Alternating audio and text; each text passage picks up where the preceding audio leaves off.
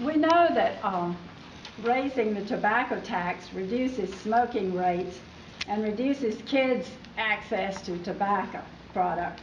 Yet, as a member of the House of Delegates, you were the only member of the Montgomery County delegation to side with the tobacco industry and vote against raising the tobacco tax. Since that's one of the major issues in having our county to be and state to be healthy now that we're particularly the smoke-free state, I'd like to ask you to explain why you did that. Thank you for the question. As Jenny knows, but some of you may not, I voted to increase tobacco taxes by 83%. That's the tax increase that would help keep young people from starting to smoke, and that was what eventually passed.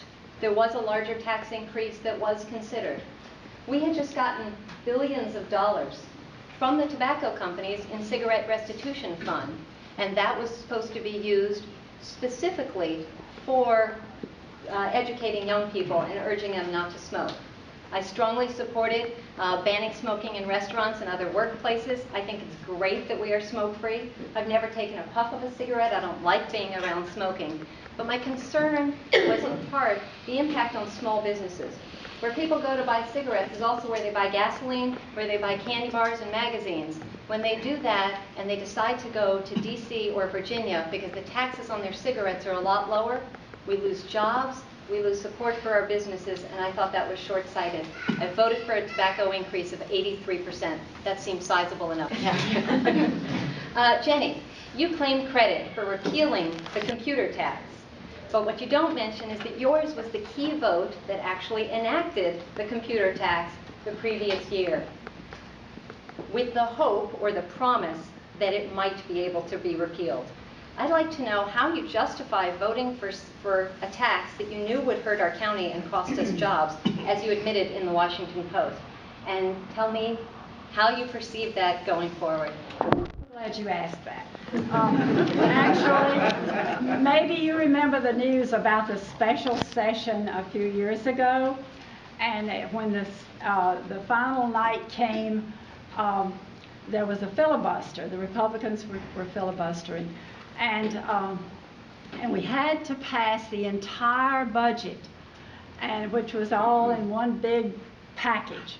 And these computer services tax was in that because by the Constitution we have to balance the budget.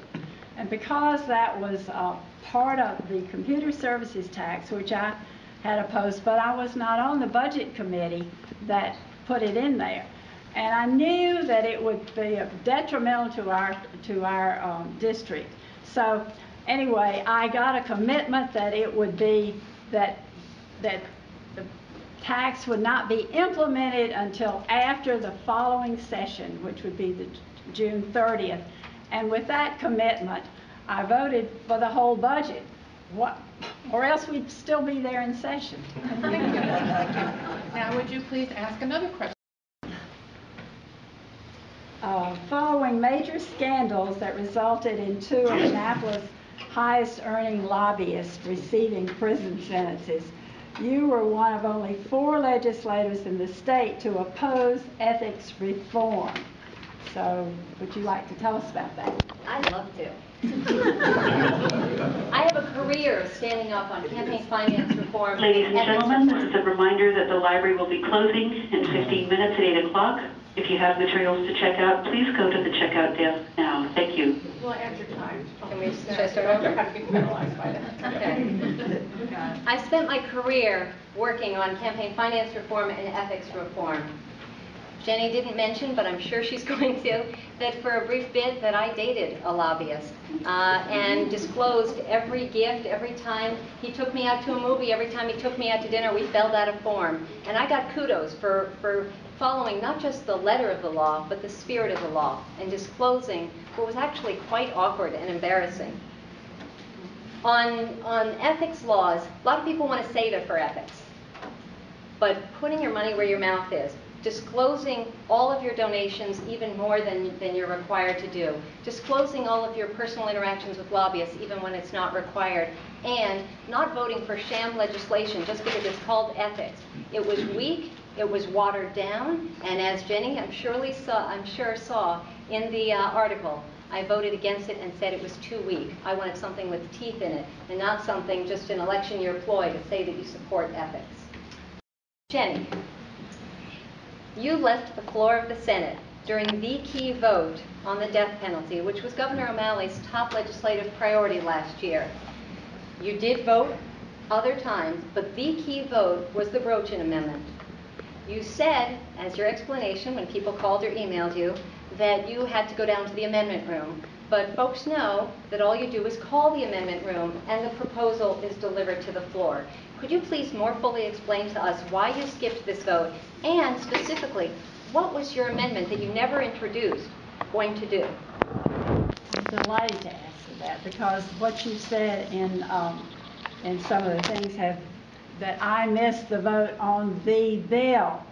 I was there for the bill. It was there was 47 senators who voted for the bill. The amendment that I did miss the vote on was 2 or 3 days prior to the bill, and it was related to several of the changes that slightly watered down the death penalty.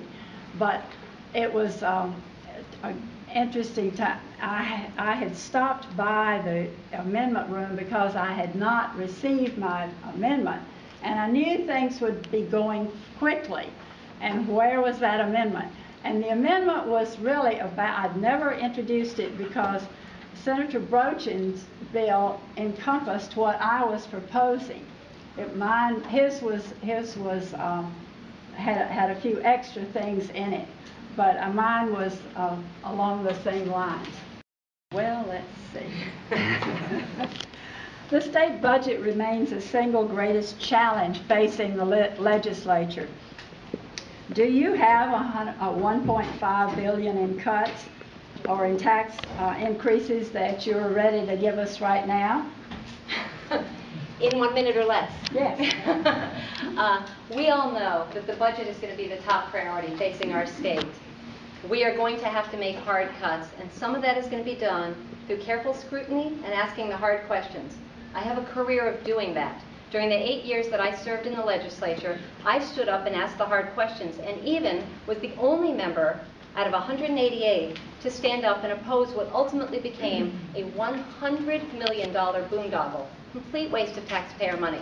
There aren't very many situations and proposals like that that need to be corrected and saving taxpayer money before we actually can address our shortfalls, our shortcomings in the budget. There are going to be cuts that need to be made. There are going to be taxes. I have pledged, and I know that we're going to talk about taxes, I assume, tonight. There are going to be tax revenues that are going to need to be added. Some of them are going to be on user fees, and we have to make sure that Montgomery County has a fair shake in all of those discussions. Which ones? Because there are a lot of important issues facing our state and that have been at play here. Jenny, over the last 10 years, you have chosen to hide the sources of most of your campaign finances. You are known as the queen of lump sums and have hidden the sources of over $35,000, much more than 4 times more than the next person. At a political lunch that we both attended, you said, as has been required by law, that you would disclose and make available to anyone who wanted to see it all of your donations. You have recently, in this campaign, been more disclosing, and that's great, and complying with the law. I'd like to know whether you would pledge tonight to disclose and make available to the press and post on your website the donors that you have put on lump sum and not told us who is funding your campaigns. Campaign funding back for a long time. They have not changed, and any contribution of $51, of less than $51, could be put in a lump sum. I think that part of that was because the people at the elections board didn't have time to read all the things. I have a real grassroots group of friends, and many of you are here tonight, and a lot of people have given me $5 or $10, and the way they used to do the forms, you had to fill out these forms, and if I had done, I still have copies of those checks if anybody would like to see them. Will you disclose them? I will, if I ever have time to put them online, but it was not required. It was certainly, I was following all of the laws, and I'm not the only one that does that. But I'm really pleased to know that, and you should all know that I have had donations from a lot of small